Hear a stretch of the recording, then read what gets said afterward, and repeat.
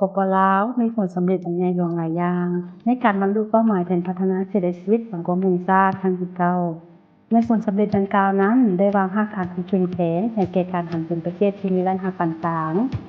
โดยการทดสอบบทเรียนและการประเมินโครงการพัฒนาชนบทในราวที่ผ่านมาเช่น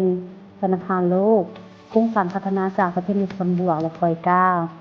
โดยแสดงให้เห็นสิ่งท้าทายที่สำคัญของบรรดาโครงการพัฒนาชนบทที่สปป.ลาวโดยเฉพาะด้านความนิยมและมีขีดจำกัดที่สุดบนพื้นฐานบรรดาผลงานของรัฐบาลการทดสอบบทเรียนและการประเมินโครงการพัฒนาชนบทในลาวที่กล่าวมานั้นบทรายงานฉบับนี้ได้แนะนำวิธีการพัฒนาชนบทแบบประดิษฐ์สร้างเชื่อมโยง IIRD ที่สอดคล้องกับบรรดาบริบทเศรษฐกิจเพื่อการพัฒนาชนบทแบบยืนยงในระยะผ่านมาโครงการต่างๆได้รับการช่วยเหลือจากภายนอกหลายหลังจากสิ้นสุดโครงการก็บ่มีทุนหอนกิจกรรมต่างๆและการพัฒนาก็หยุดเซาเพื่อแก้ไขสิ่งดังกล่าวตัวแบบ IIRD ได้เสนอเน้นหนักถึงการเป็นเจ้าตนเองความยืนยงและการพัฒนาแบบยืนยงของชุมชนภาคประกันการหันเป็นชนบทในระยะยาวแนวทางการพัฒนาชนบทแบบประดิษฐ์สร้างและเชื่อมโยง IIRD ในบทรายงานนี้ประกอบมี5องค์ประกอบที่จำเป็นดังต่อไปนี้องค์ประกอบที่ 1การพัฒนาชุมชนแบ่งการยกสูงคุณภาพชีวิตด้วยการส่งเสริมเน้นรูปแบบการพึ่งตนเองการมีส่วนร่วมและการร่วมมือจากชุมชนและการพัฒนาพื้นฐานโครงสร้างและการสร้างการจัดตั้งบ้านให้เข้มแข็งถูกต้องสอดคล้องกับสภาพของท้องถิ่นองค์ประกอบที่ 2การเสริมสร้างขีดความสามารถและการพัฒนากสิกรรมรวมทั้งแรงงานชนบทองค์ประกอบที่ 2นี้แม่นเน้นการสนองความรู้ด้านกสิกรรมและการส่งเสริมนวัตกรรมโดยผ่านการประสานสมทบและขับเคลื่อนโดยหลายภาคส่วนเกี่ยวข้องบ่ว่าจะเป็นบรรดาโครงการสร้างขีดความสามารถให้แก่พนักงานรัฐการนำบ้านชาวนุ่งและในชนบทและชาวเกษตรกรในด้านการนำพาและทักษะการพัฒนากสิกรรมและชนบทต่างๆองค์ประกอบที่ 2นี้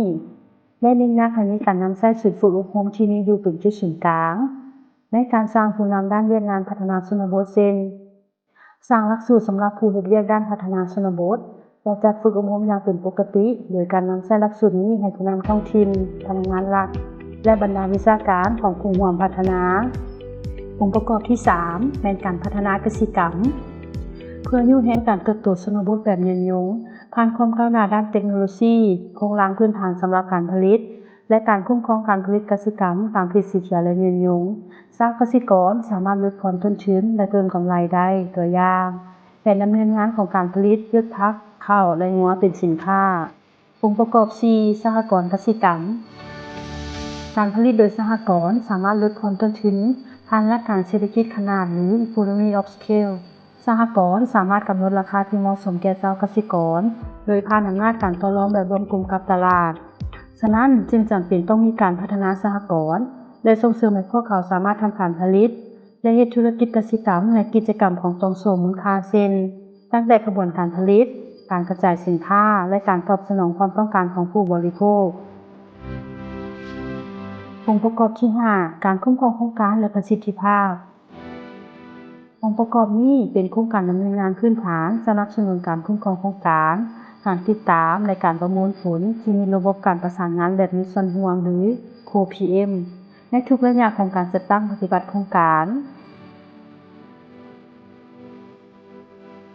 ที่ผ่านไปนั้นแม่นการรายงานโดยสังเขปเกี่ยวกับแนวทางการพัฒนาชนบทแบบประดิษฐ์สร้างและเชื่อมโยง IIRD ซึ่งประกอบด้วย5องค์ประกอบที่จำเป็นถึงอย่างใดก็ตาม IIRD เรียกร้องให้ทุกภาคส่วนเกี่ยวข้องมีความรับผิดชอบสูงและตัดสินใจสูงต่อภาระบทบาทและหน้าที่ของตน